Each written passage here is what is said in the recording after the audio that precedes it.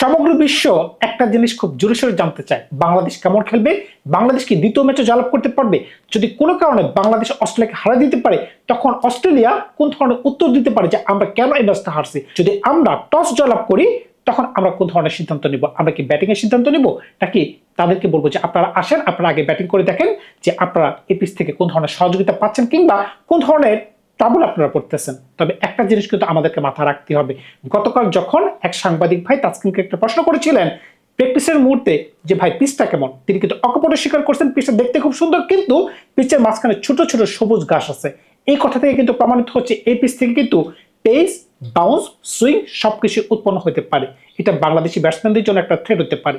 এই ধরনের কন্ডিশনে এমন কিছু বল আপনারা দেখতে পাবেন, আপনার কাছে মনে হতে পারে খালি চোখে যে আপনি যখন ব্যাট করবেন যে বলটা আপনার দিকে আসতেছে, কিন্তু আপনার থেকে 6 ইঞ্চি বা 8 ইঞ্চি দূরে যে বলটা পড়তেছে, তখন কিন্তু আপনি একটা শট খেলতে যাবেন, ইনসাইডে হয়ে একটা ক্যাচ আউট হওয়ার একটা ব্যাপক সম্ভাবনা আছে। তার মানে কি, আপনাকে বল চেস করা যাবে না, অপেক্ষা করতে হবে কখন আপনার দিকে বলটা আসে। আবার যদি আপনি বেশি অপেক্ষা করতে যান, তখন কিন্তু সমস্যা। আপনার ব্যাট এবং প্যাডের মাঝখানে যদি ফাঁক থাকে, তখন কিন্তু বল কিন্তু ইনসুইং ডেলিভারি গুলো কিন্তু ফুস করে আপনার স্ট্যাম্প কিন্তু উড়াই নিয়ে চলে যাবে। আপনাকে কিন্তু অনেক দিকে কন্ট্রোল রাখতে হবে। এমনকি কিছু বল আছে কি অফ স্ট্যাম্পের একটু বাইরের বল, আপনি মনে করতেছেন না একটু কাট শট খেলে ফেলি, এখানে কিন্তু আপনি বিপদে পড়ে যেতে পারেন। আপনার ব্যাটে বল লেগে আপনার মনে পড়ে কি ট্রাভেসের যে গত ম্যাচে যে আউট হয়েছিল, তার ব্যাটে কিন্তু বল লেগে কিন্তু তার স্ট্যাম্প পড়ে গিয়েছিল। এই ধরনের বল কিন্তু আমরা পাইতে পারি, কারণ কি অফ স্টাম্পের বাইরে যখনই বল পড়বে, এমনকি পিচ থেকে যখন একটা বাউন্স উৎপন্ন হবে, এই বলগুলো কিন্তু কাট শট খেলা যাবে না, যেটা আমরা এশিয়াতে খেলতাম বা ওই ধরনের কন্ডিশনে খেলতাম। লেট কাট কিন্তু এত বেশি খেলা যাবে না। লেট কাট যদি আমরা খেলতে চাই, তখন কিন্তু ব্যাটে বল লেগে স্ট্যাম্পে লাগতে পারে, এমনকি স্লিপে কিন্তু ক্যাচ চলে যেতে পারে। দিন শেষে আমাদেরকে একটা জিনিস মনে রাখতে হবে যে আমাদেরকে সোজা ব্যাটে খেলতে হবে। আমরা যদি অ্যাক্রস দ্য ব্যাট বেশি খেলার চেষ্টা করি, তখন কিন্তু আমরা ফাঁদে পড়তে পারি। বিশেষ করে যখন মিচেল স্টার্ক 150 গতিতে বল করবে, 145 গতিতে বল করবে, তখন যদি আপনি তার লাইন থেকে যদি একটু বিচ্যুত হয়ে যায়, তখন কিন্তু আপনি এলবি ফাঁদে পড়ে যেতে পারেন, কিংবা আপনার স্ট্যাম্প থেকে ওড়াই ফেলতে পারেন। এই কারণে যদি আপনি ব্যাট সবসময় সোজা রাখেন, রান কম করেন, কিন্তু আপনার উইকেট কিন্তু পড়ার সম্ভাবনা কম থাকবে। আমাদেরকে একটা জিনিস খুব ভালো মতো মাথায় রাখতে হবে, বিশেষ করে আমরা যেন প্রত্যেকটা উইকেটের ভ্যালু রাখি, এমনকি একটা উইকেটের জন্য আমরা তাদেরকে গিফট না করি বা বিলাই না দিই। প্রত্যেকটা উইকেটের জন্য তাদেরকে কষ্ট করে অর্জন করে নিতে হয়, বিশেষ করে রান আউট যেন আমরা না হই। ক্রিকেট অস্ট্রেলিয়া যে ভুল করবে না বা তারা যে চাপে নাই, সেটা কিন্তু আমি আগেও বলেছিলাম। আপনারা যদি এই ফুটেজটা খেয়াল করে দেখেন, ক্যামেরন গ্রিন তিনি চাপের মাথায় কোন ধরনের বাজে শট খেলতে পারেন। আপনি যদি তাকে রুম না দেন, তাকে যদি গুড লেন্থে বল করেন, এমনকি তিনি যদি রান করতে না পারেন, তিনি কিন্তু নিজের স্ট্যাম্প ছেড়ে 4 ছক্কা মারার চেষ্টা করেন, তখন কিন্তু তিনি এই ধরনের আউট হতে পারেন। তার মানে কি, অস্ট্রেলিয়াও চাপে পড়ে। সুতরাং আমরা যদি তাদেরকে চাপে ফেলাইতে পারি, এমনকি ক্রিকেট অস্ট্রেলিয়া এখন বর্তমানে যে ধরনের চাপে আছে, আর যদি আমরা টসে জবাব করে তাদেরকে ব্যাটিং করার আমন্ত্রণ জানাতে পারি, আর যদি তাদেরকে আগের মতো 200 থেকে 250 রানের মাঝখানে যদি তাদেরকে আমরা প্যাকেট করতে পারি, আর যদি দ্বিতীয় ইনিংসে আমরা একটু ভালো ব্যাটিং করতে পারি, তাহলে কিন্তু বলতেই পারেন যে আমরা এই ম্যাচে জয়লাভ করব। যদি আমরা কোনো কারণে এই ম্যাচে খারাপ খেলি, শুধুমাত্র ব্যাটিং ডিপার্টমেন্ট যদি খারাপ খেলে, এছাড়া আমাদের বোলিং কিন্তু দুর্দান্ত ছন্দে রয়েছে। একদিকে তাসকিন, একদিকে হাসান মাহমুদ, এবাদত, হয়তোবা শরীফুল ইসলাম, 4 জন নিয়ে আমরা মাঠে নামতে পারি। কি কারণে? এই কন্ডিশনে স্পিন এতটা বেশি কার্যকরী না, যেহেতু মেহেদী মিরাজ আছে। সুতরাং বুঝতেই পারতেছেন আমাদের ওই ধরনের চিন্তা করার বিষয় না। এখন শুধুমাত্র চিন্তার বিষয় হচ্ছে একটাই, আমরা কিভাবে ব্যাটিং করতে পারি। মূল মন্ত্র একটাই, যেহেতু এই পিচ থেকে বাউন্স উৎপন্ন হবে, সেটা আপনি বুঝতে পারতেছেন, আপনি জানতে পারতেছেন, সবাই বলতে পারতেছে। এখন আপনাকে অফ স্টেপের বাইরের বল, যেটা একটু এক্সট্রা বাউন্স খাবে, ওই ধরনের বলগুলোকে আপনাকে ছেড়ে দিতে হবে। সেই সাথে যেগুলো অতিরিক্ত বাউন্স বল, সেগুলোকে আপনাকে ডাক করতে হবে। এছাড়া যদি আপনি মনে করেন যে না আমি পুল শট মারবো, আপনি মারতে পারবেন, চেষ্টা আপনাকে করতে হবে, এমনকি পুল শট আপনাকে মারতে হবে। ওই ধরনের কন্ডিশনে যদি আপনি পুল শট না পারেন, তাহলে কিন্তু আপনি বিপদে পড়তেই পারেন। এই বরাবর বল দিতে পারে, তখন কিন্তু প্রত্যেকটা বল কিন্তু আপনার গায়েও লাগতে পারে। এখন আপনাকে বাঁচতে হলেও কিন্তু পুল শট মারতে হবে। তবে একটা জিনিস মাথায় রাখতে হবে, বল যেন ছক্কা মারার উদ্দেশ্যে আপনি না পারেন, বলকে গ্রাউন্ডের সাথে মিল রেখে আপনাকে মারতে হবে।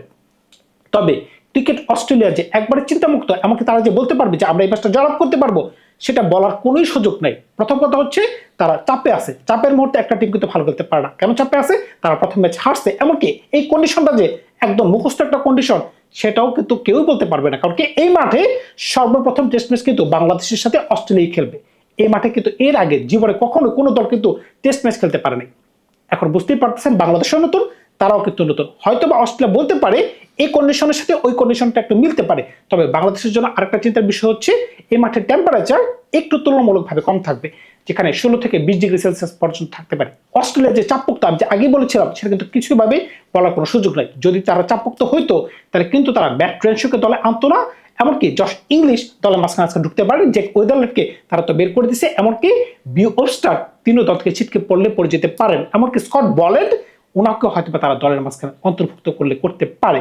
একটা দলের মাঝখানে যখন এত ধরনের পরিবর্তনের গুঞ্জন শোনা যাচ্ছে, তার মানে কি ক্রিকেট অস্ট্রেলিয়া মহাচাপে আছে। আর যদি কোনো কারণে আমরা এই ম্যাচটাকে জয়লাভ করতে পারি, অনেক প্লেয়ার কিন্তু অবসরে চলে যাবেন। অনেকেই কিন্তু বলতেছেন স্টুয়ার্ট ব্রড তিনি তো অকপটে স্বীকার করে দিয়েছেন যে বাংলাদেশ আমার অত্যন্ত প্রিয় দল। এখন যদি বাংলাদেশ একটু বুঝে ব্যাট করতে পারে, বিশেষ করে সময় আপনাকে দিতে হবে। নতুন বলটা যদি আমরা কোনোভাবে একটু পুরাতন করতে পারি, তখন কিন্তু ব্যাটের সামনে বল আসবে। তবে ব্যাটের সামনে বল আসলেও কিন্তু একটা জিনিস কিন্তু মনে রাখতে হবে, যে বল যেন আমরা চেস না করি। অফ স্টাম্পের বাইরে বল ছেড়ে দেন। যে বলগুলো আপনার শরীরের দিকে আসতেছে, প্যাডের দিকে আসতেছে, মিডল স্টাম্প বরাবর আছে, এমনকি এই বলগুলোকে সোজাভাবে খেলতে হবে। এমনকি সোজাভাবে খেলার চেষ্টা করতেছেন, কিছু আনপ্লেয়েবল ডেলিভারি আসবে। আপনি যদি খেয়াল করে দেখেন, এই বলটা আপনার ব্যাটের সামনে পড়তেছে, কিংবা আপনার কাছে মনে হচ্ছে গুড লেন্থের একটা বল, আপনি সুন্দর মতো কাভার ড্রাইভ খেলতে পারবেন, কিন্তু ব্যাটসম্যান খেলতে পারতেছে না। কারণটা কি? কন্ডিশন কিন্তু ম্যাটার করবে। এই ধরনের পিচ থেকে যে পিচে সুইং হবে, বাউন্স হবে, ওই পিচটা কিন্তু আপনি একটা আনপ্লেয়েবল ডেলিভারি পাবেন। আপনার কাছে মনে হচ্ছে এই বলটা খুব সুন্দর মতো ব্যাটে আসবে, কিন্তু না, ব্যাটের কিনারে লেগে সুন্দর মতো একটা ক্যাচ চলে যেতে পারে। অস্ট্রেলিয়ান ব্যাটসম্যানরা যে একদম শর্ট বলে একদম মহারথী, সেটা কিন্তু বলতে পারবে না। আমি কিন্তু আবার আগের ভিডিওতে দেখাইছিলাম যে মানুষ লাবসেন তার বুকে বল লাগতেছে, তার মাথায় বল লাগতেছে। এই যে ফুটেজটা আপনারা খেয়াল করতে পারতেছেন, অ্যালেক্স ক্যারি তাকে একটা শর্ট বল দেওয়া হয়েছিল, তিনি কিন্তু কোনো মতে কিন্তু বলটাকে কন্ট্রোলে রাখতে পারতেছে না।